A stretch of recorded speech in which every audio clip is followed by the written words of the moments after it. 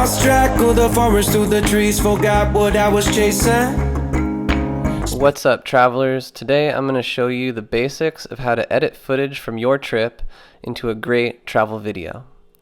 With these simple steps, you'll be able to take your video editing from this to this.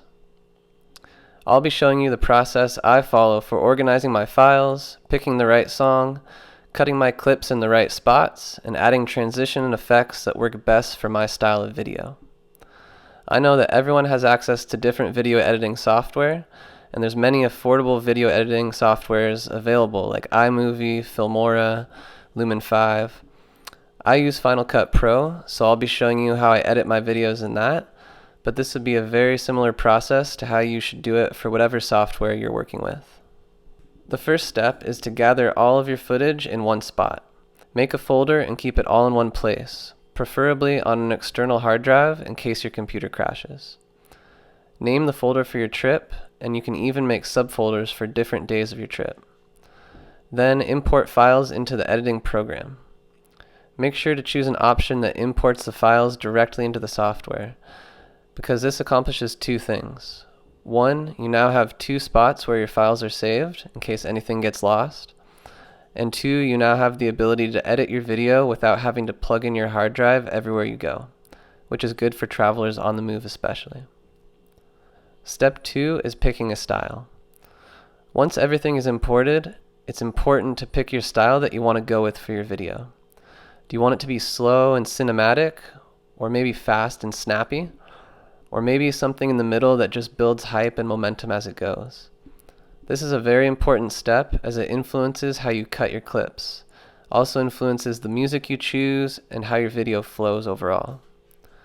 What I do is look for other YouTubers' videos for inspiration. There's some great channels out there like JR Ali, Ben TK, and even our own World Wild Hearts YouTube. Take a look on here, get inspired, and see what styles you like to start thinking about how your video is going to look in the end. Step 3 is picking a song. Once you've got your style in mind, it's super important to pick a song that goes with that theme. There are many royalty-free songs on YouTube channels like Vlog, No Copyright Music, and free music for blogs that you can use.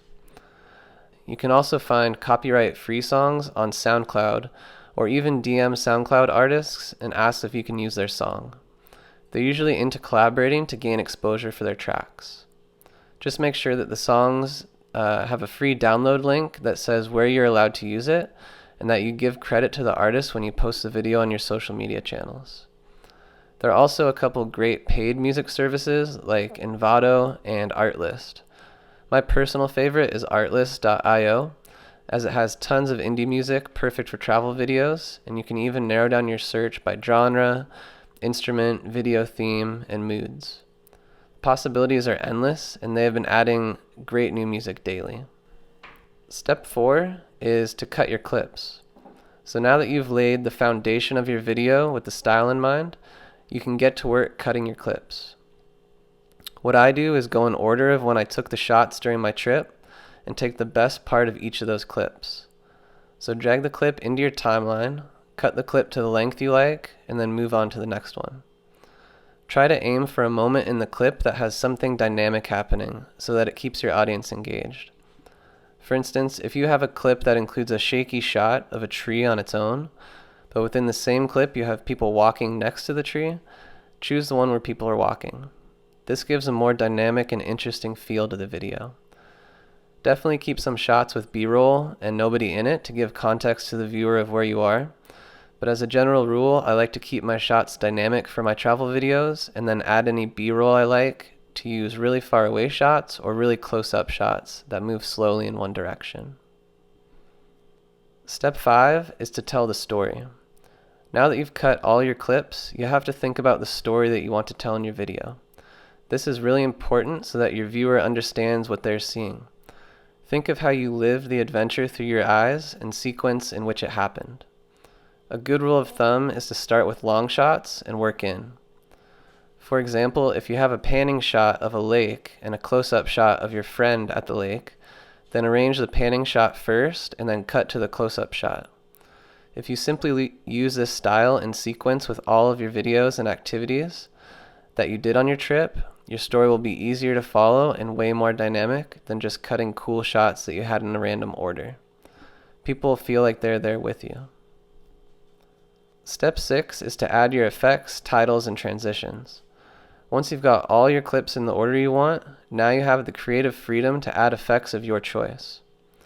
I like to vary my videos by having a mix of slow motion, time-lapse, fast, and standard shots. This helps break up the video and keep it engaging for your viewer. For whatever software you're using, play around with the effects that are included in the program and use what fits best to the style of video you're going for. In terms of titles, almost all programs have a decent intro and credits title. You can easily select these, type in your text, and then drop it in wherever you would like between your clips. Overlaying the text can also give a nice effect depending on what type of title used. I've also included links below of free titles that I've found online if you want a more professional style in your video. Transitions are another element that will add life to your videos. However, make sure not to overuse them as they can look tacky if there are too many. Ryan Nangle has a great mix of these free transitions specifically built for travel videos that will go nicely with the pre-built ones in your editing software. If you're just starting out editing, I would say aim for one transition every 30 seconds of video and mix up the style of transitions. You'll start to develop your own style and taste for transitions over time. Step 7 is to time your clips to the music. To use your music to the fullest and make your video more professional, it's super important to time up your clips to the beat of the music. This may mean cutting your clips or extending them a bit more as you go. What I like to do is first play the song by itself and just tap my finger to the beat on the keyboard. Spent so many nights living out at sea that my heart is gone vacant. And everybody who was close to me all stayed on dry land. This gives me a sense of when I should be adding the cuts. And then I check for how long or short the total clips combined are compared to the song to see how much I need to cut or extend. Then I go clip by clip and cut right where the beat hits naturally, like when a bass drum or percussion plays in rhythm.